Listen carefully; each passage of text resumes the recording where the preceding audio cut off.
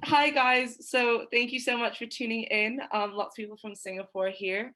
Um, this is another webinar and this is Anna, but before we get started, I thought that we could just show a clip of Anna so you can see her in action. Caplice. Oh, Anna Caplice!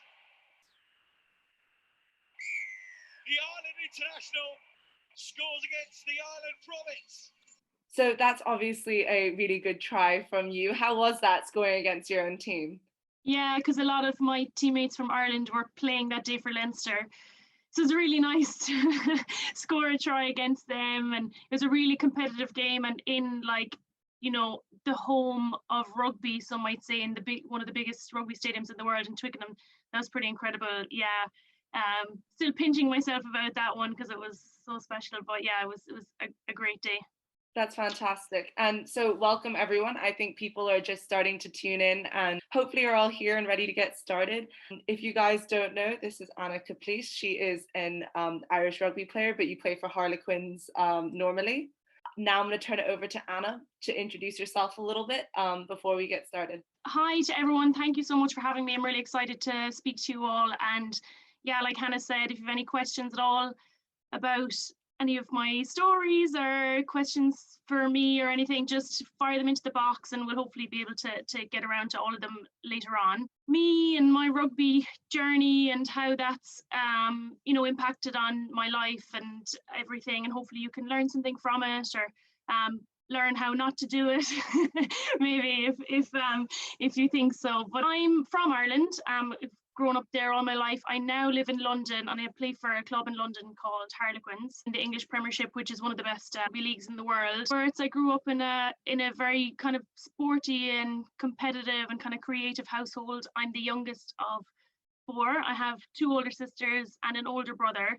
And my brother and I were really close in age, so we fought a lot and we were very competitive with each other. And it's funny, a lot of girls that I've played with, a lot of them have had brothers really close in age, and it just seems that brings out like a competitive side in a lot of female athletes. So I definitely give my brother credit for like toughening me up a small bit, because we used to fight like cats and dogs when we were younger. I kind of more like to say that we were a creative household instead of sporty. But underage rugby for girls wasn't an option in Ireland when I was growing up. But it wasn't. There was no girls rugby team. There was boys rugby team.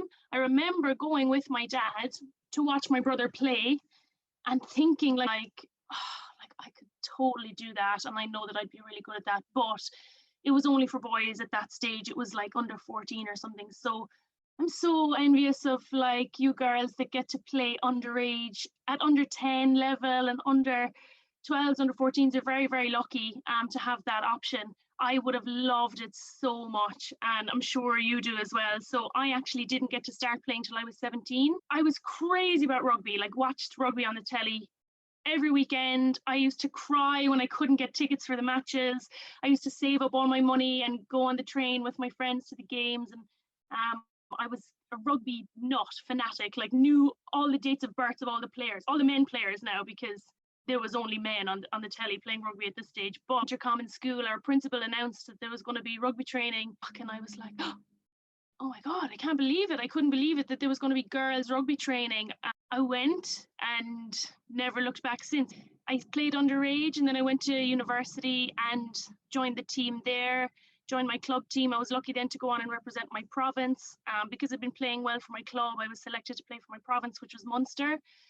And yeah, then on the back of that, I was selected to play for Ireland Sevens, and then continued into Ireland 15s. And then I moved to London, start with a club here in London, which is called Richmond. And now I play for Harlequins. So I've had a real journey through lots of different ways, from underage to university, into sevens, into 15s. And now I play for Ireland, which is my country, and Harlequins, which is my club. No, that sounds perfect. That's really cool. Like we were talking earlier about how we're really like, even I'm jealous that, my younger sister gets to start at 10, whereas I only started at 14 or 15. Really cool, because like you said, growing up, we only got rugby players to look up to, and now suddenly you guys all get female rugby players to look up to, which is why I was so excited to do this whole thing, because it's nice to see, where if you do very well, it can get you to. So I thought we'd just chat a little bit about like, you know, how you kind of got good.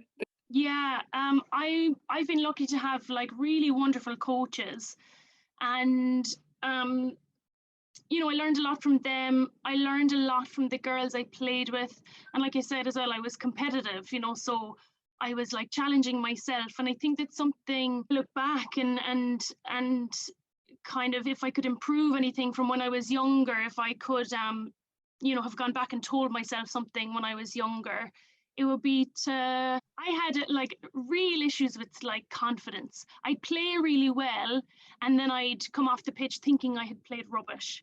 And I think that a lot of competitive people, a lot of perfectionists would be like this, you know, and a lot of really competitive people are like this. You know, you do 100 positive things in a game and you maybe make one mistake, and that one mistake is the one thing you'll be thinking about afterwards.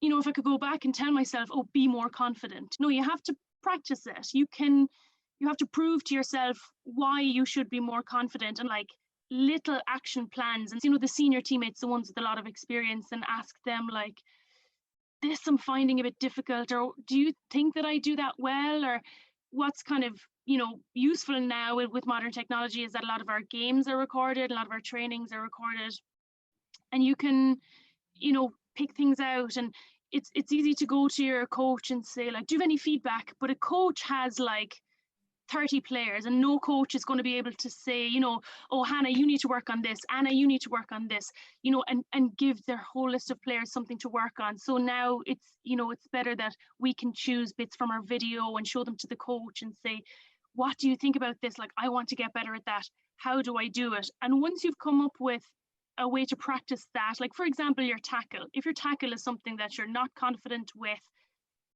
you know, you can't just be like, okay, I need to get better at my tackle and just not come up with an action plan. You have to practice that. And once you've done it a couple of times, that's where your confidence comes from. Well, one thing I really am a stickler for with like younger teams is good at communication on the pitch. So you need to practice your communication skills, and how you do that is overemphasizing it in training. You might just be saying absolutely nothing, but when it comes to game time, then it comes more naturally to you. So that's something you can practice. You know, when you tell your friends or your teammates or yourself to be more confident, say, okay, but how? A million different ways to do it. But if you're enjoying it, you're actually getting better at it and you don't even realize, you know, so.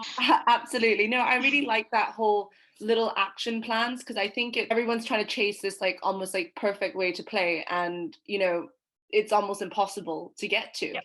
And coming from an area of confidence, I think especially for those who have started maybe a little bit later, it's a little less intuitive, that sometimes building that confidence can be really, really tough. And I like the ideas that you've talked about like coming 10 minutes before and just running through, you know, probably like you said in the tackle, going through the really, really basics, like, you know, still going eyes on thighs, you know, cheek to cheek, like the really, really simple stuff, and building your confidence there. And actually we had an Olympic walker.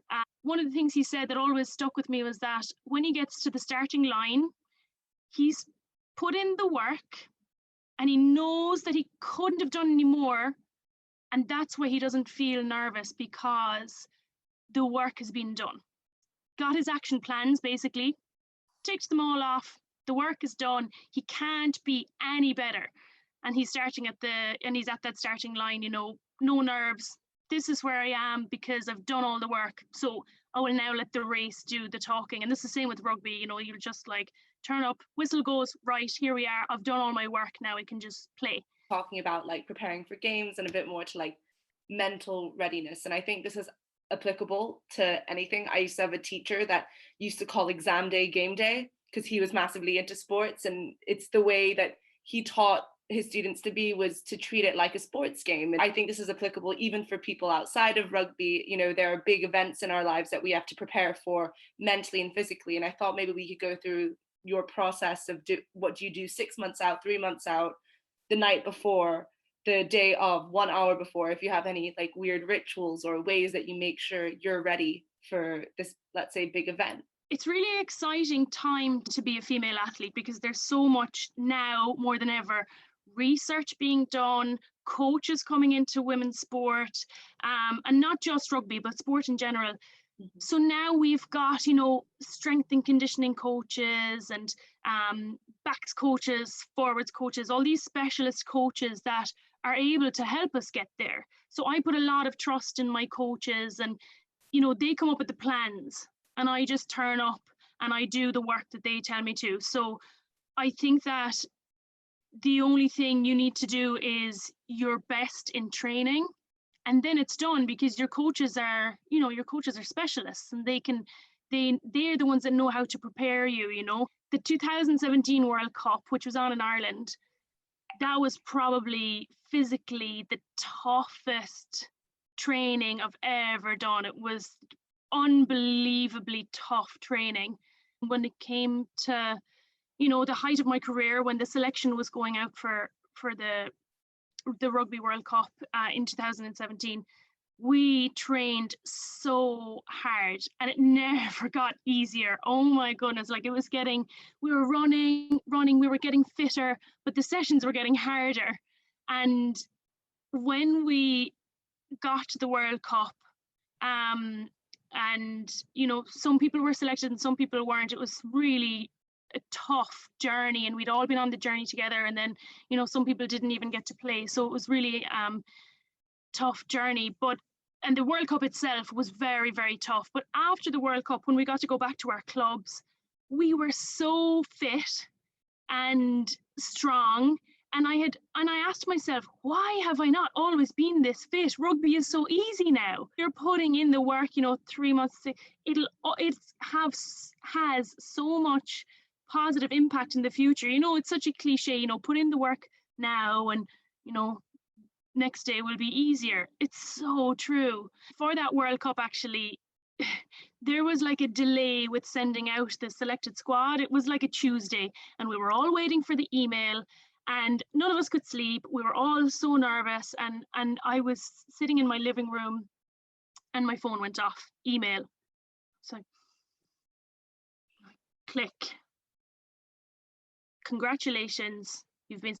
I couldn't believe it. I fell on the floor. I got up. I was on my own in the house, so I had nobody to talk to. I was like, oh my God, oh my God. So I just took the keys of my house and I ran out the door because I didn't know what to do. I just needed to walk somewhere. And I went straight to the shop and I bought one card, and I wrote a card to my first ever rugby coach telling them, just got an email, I'm going to the World Cup. Thank you for everything you've done for me. And that was, yeah, there's just something that came to my head there now, because if it wasn't for my first rugby coach, who knows what sport I would be playing today, or even if I'd be playing sport, you know. So the opportunities our coaches give us, you know, as well as all this preparing us for games and, you know, preparing us for, you know, to be better athletes, they're also giving us opportunities as well that you never know how they're going to impact you down the line. So I just wanted to like throw that in there, because I know that's important now with a lot of, you know, girls like starting rugby at this age. You're so lucky, but you know, your coaches have really given you a wonderful opportunity there to access this sport. I'm sure all of the coaches who are on this call would be very happy to hear that. You know, those coaches in the formative years can really have such an impact. But you're talking about the training coming up to the World Cup.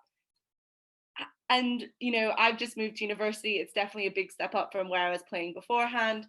There are days you just don't want to go and train. And I can't imagine my training is half as hard as what you guys are doing, prepping for the World Cup. But what do you do on those days where you really just don't want to get out of bed? You know, I'm at university. Some of my friends are out drinking instead, and, you know, and off having a great time. What do you do on the days that you just, there's nothing like you would take anything over going into the gym? Because I'm sure there are those days.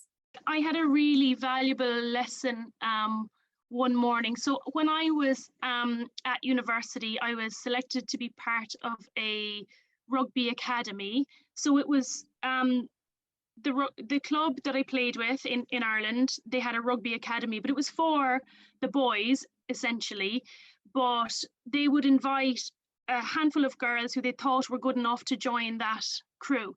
And we had a wonderful coach he's still one of the best coaches I've ever had the pleasure of playing under, but he was very strict, and we used to train in the mornings before going into class. We were chin-ups, this, chin-ups exercise was part of our program, and I could not do them. I had to use a band. I had to use someone to like help me do the movement. I could not do them, and I had been about a year trying. I just don't think I was designed to do this exercise, and it was so tough. Like I knew that when it was coming up to chin-ups, like, oh God, I'm gonna try. I could not do them. So one morning I woke up and I was exhausted. I trained so much that week. It was so early, it was dark, it was cold. And I took out my phone and I typed a message like to my coach, hey coach, I'm not feeling well this morning. And it wasn't, I was feeling really fatigued and really tired. I said, I'm not feeling well. I'm gonna stay in bed this morning and sleep until my class. And I was about to click send, and I was like, no, I can do it. I can go to the gym this morning. So I deleted the message, got out of bed, got ready, went to the gym. And that morning I did 2 chin-ups, unassisted, on my own. I did 2 of them, not 1, 2 chin-ups, okay? And I will never forget that day because I was so close to not going. And I went, and actually this kind of, adrenaline you can get from being a bit tired, or just the focus you get from being a little bit, close to giving up, I think sometimes can actually give you energy and give you adrenaline and push you to perform. But so that's always a story that I remember really well. When I feel like not doing sessions, and it's helped me. I'm like, look what I did that day, like I can do that again. It has helped me like get out of bed and do those sessions, especially during lockdown when it's so monotonous and you're training on your own and things like that. But actually you never know when you will surprise yourself, so it's always worth just doing the session. That story really resonates with me because everyone who is, my dad will know, chin-ups least favorite exercise, especially when we're at school training with the boys at the gym who seem to manage to bang out 20 to 30 of them, no bother. But yeah, no, you never know what that one day is. But I just have like kind of one final kind of point I wanted to touch on before we like open up to the Q&A. So if anyone wants to start dropping their questions in the little Q&A tab, that'd be great. What do you do when things don't go to plan? And I mean that, we talk about COVID and that, but also, in 2017, Ireland didn't necessarily get the result that they wanted for the World Cup after you trained so hard for it. What do you do coming out of games where things completely don't go to plan, or years that don't go to plan? And like this challenge presents itself a lot in rugby, in sport, in life, and they're all interlinked. And one thing that I'm really tired of telling myself, but I know it's true, and like you'll have heard this, and a lot of people on this call will have heard this phrase, but control the controllables. So there's no point like thinking back, oh my God, we lost that game, or oh, the World Cup didn't go well for us. Like ask yourself why, first of all, and then ask yourself how. Why did it go wrong? How do I improve it? The moment for me was in 2018-19 season, I think. I was dropped right before the Six Nations, and I was devastated. Dropped from the Irish team, I should say. So we're approaching this big tournament. I was so excited about it. I thought I was playing well. I got picked up an injury and then was dropped. Coach called me, you're not going to be involved. I was so devastated. And I had training that evening with my club because I was living in London at the time. So obviously when you play for Ireland, you train at the weekends. So we'll all travel to Dublin at the weekend. And then during the week, you train with your club. So I had club training that evening. And I did not want to go. I wanted to curl up in a ball and cry. But I think the beauty of team sport is that, when training is on at 7 o'clock, all your teammates are going to be there at 7 o'clock. You are letting them down. So it wasn't about myself in this moment, it was about my team.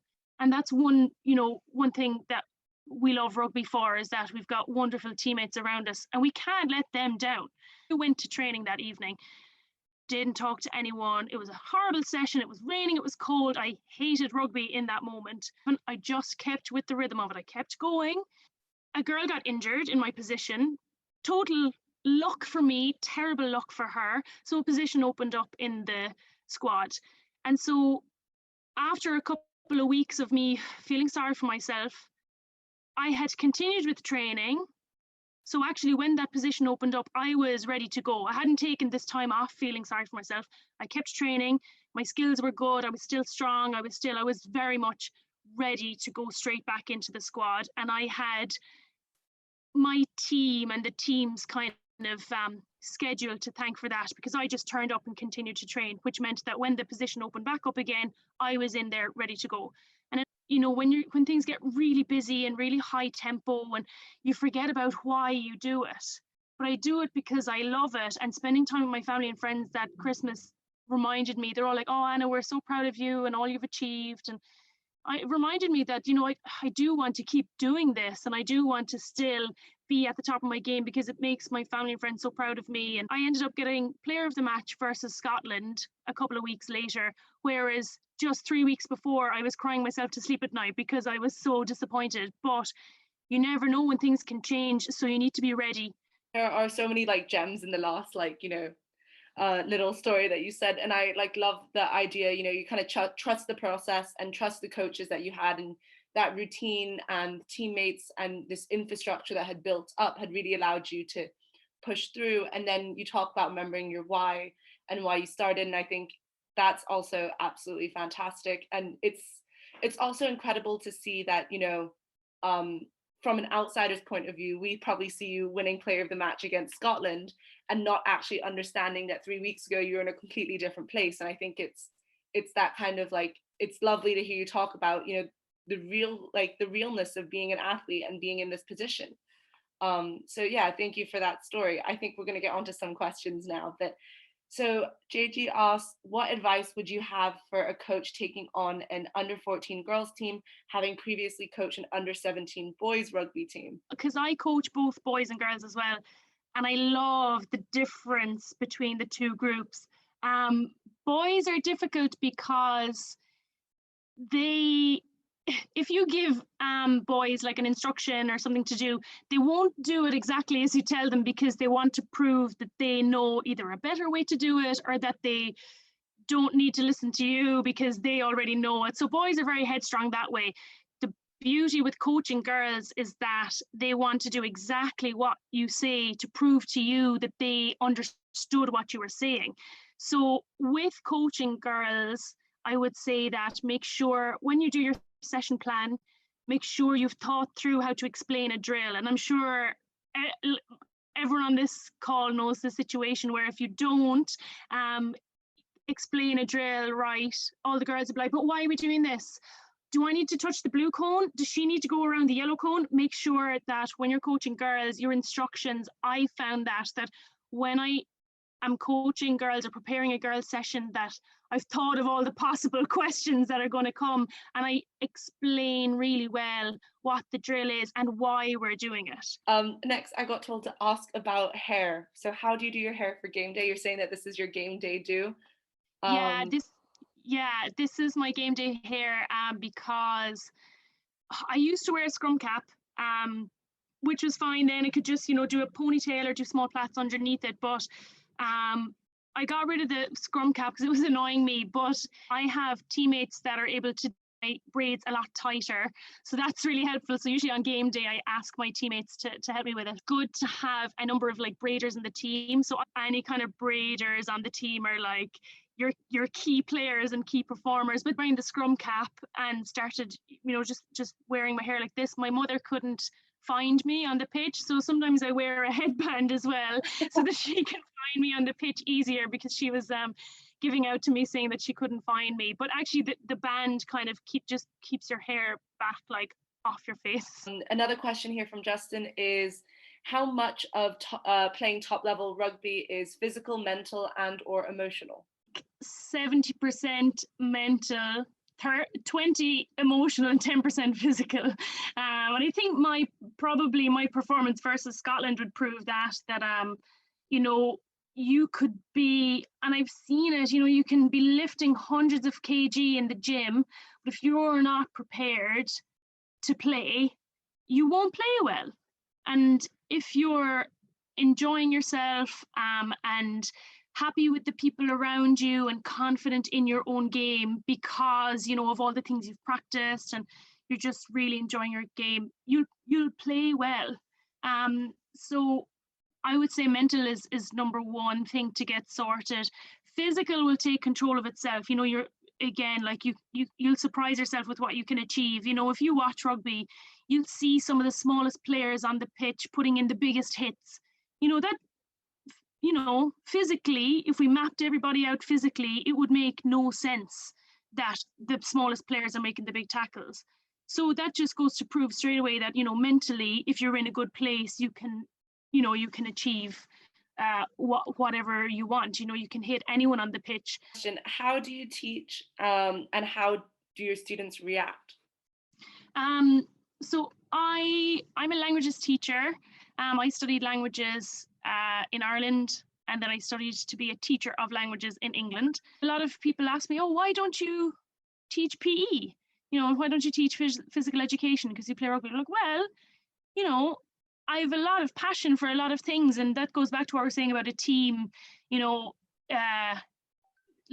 different players make the world go around, different characters make the world go around. So, you know, you don't have to do PE just because you're a rugby player or anything. So, you know, make sure your passions, you know, can make you who you are as well. So it's nice because when it comes to like sport and things like that, I just get to talk about rugby in Spanish or in German or whatever that is. And yeah, I think I'm same kind of teacher that I am a coach work, and then that gives them the confidence to know that they can do it themselves. So hopefully that answers the question. About rugby, but it can be applied to so much more. 100%. And often I often do like school visits to visit, you know, young boys and girls in school, and I'll tell them that, you know, when you're a rugby player and you put that on your, you know, your CV because you're applying for a job, or, you know, you tell someone that you play rugby, like instantly they know that, you know, you're healthy and you're active, obvious. You're a good team player, you're a good leader, you've got good communication skills, you're organized, you're punctual because you have to be on time for training. You know, you're good at decision making, you're good under pressure. Instantly, when you tell someone that you're a rugby player, all these things are obvious, and you can sell yourself that way. Absolutely. And now we are hitting quarter two. We'll let everyone else, you know, we'll let you continue with your life. I'm sure if it's anything like Ireland, there's not much to do. But thank you, everyone, for tuning in. If anyone has any more questions for Anna, just let me know, and I'm sure Anna will be happy to answer them if you send them along.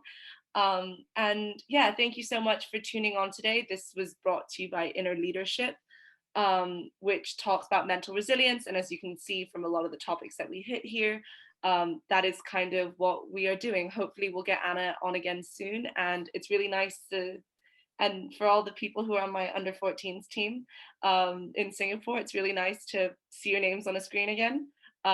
So thank you so much.